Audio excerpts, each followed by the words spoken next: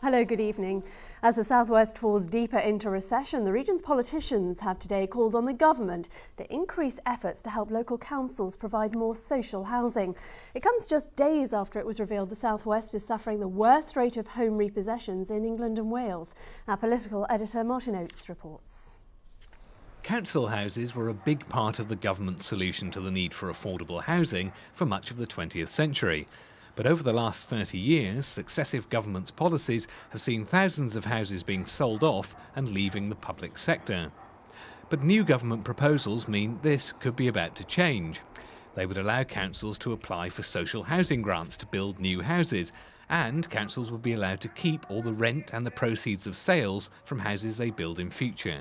I certainly welcome the proposals to give freedoms to local authorities to go back to a day, or I would say go forward to a new age where we recognise the importance of council housing. In the southwest, most local authorities no longer own any housing stock at all. In Devon and Cornwall, just 2 council houses are being built this year, the first for 2 decades. Politicians of all parties seem to agree greater effort is needed.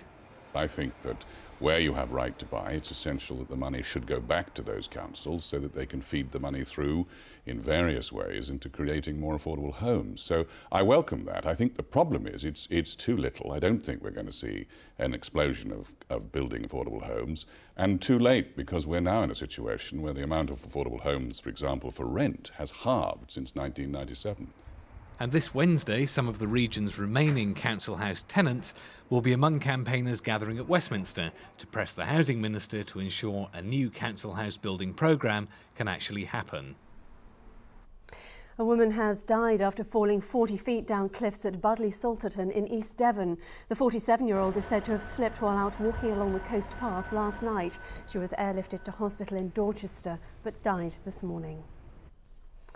Police in parts of Devon have been taking part in a national initiative to protect vulnerable youngsters found roaming the streets after dark. Officers in Torbay and Plymouth joined Operation Stay Safe over the weekend. They focused on speaking to youngsters who were acting antisocially.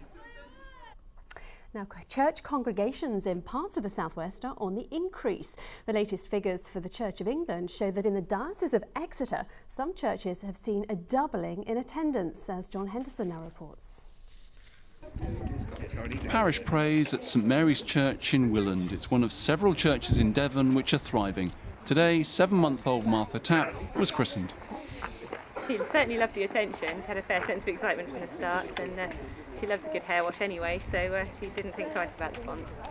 Box equipment, computers and whiteboards. Parish praise is an informal, relaxed service where children are encouraged to take part and, failing that, play and sing along. It's one of the reasons why congregations on Sunday are double what they were 2.5 years ago. It's met the needs, particularly of younger families. We start early and finish early. Sundays for lots of families with 2 working parents are, it's precious time. And so to come out 9:30, be finished by 10:30, time to go to the football club, time to go to Tesco's. It doesn't invade the whole of Sunday. And it's that accessibility that attracted families like the Harveys, who've been coming to the church for a year now. We wanted a church where Joe could sing, Bob the Builder out loud in the church, and he wouldn't be hassled by the vicar to tell him to quiet him down. We wouldn't have to move Joe to a different room so we could worship as a family together. Perhaps one reason why in the Diocese of Exeter nearly 28,500 people turn up for services on an average Sunday, 500 more than in 2006. I think in some ways society has moved away from the teachings of the church rather than the church has moved away. But we realise that we need to reconnect, and so churches which are doing that and engaging with people in their communities tend to find people want to join them. But of course this figure needs to be taken in context. There are a number of churches that are closing because of poor attendances. But if nothing else, the figure shows that for many people the church is still relevant in this day and age. John Henderson, BBC Spotlight, Exeter. Sport now, and Dorset skipper Steve White is getting closer to home. He's now around 500 nautical miles from the finish of the gruelling Vendée Globe solo round-the-world yacht race. Steve was one of 30 skippers to set off from the French coast back in November. 19 have been forced to retire, and Steve looks set to finish in 8th place. Time now for a look at the weather. Here's Emily with the forecast. Hello, good evening. It's still quite cloudy at the moment over the southwest, although we have had some breaks in the cloud today and some sunshine. It's going to remain quite cloudy overnight, but it should be mainly dry. And it's fairly settled weather that we have at the moment because of this area of high pressure sitting to the west of us, and it's not moving too far over the next few days. So for tonight, quite cloudy. The cloud may be thick enough for some spots of drizzle at time, but mainly dry and relatively mild overnight with lows of between 4 and 8 degrees.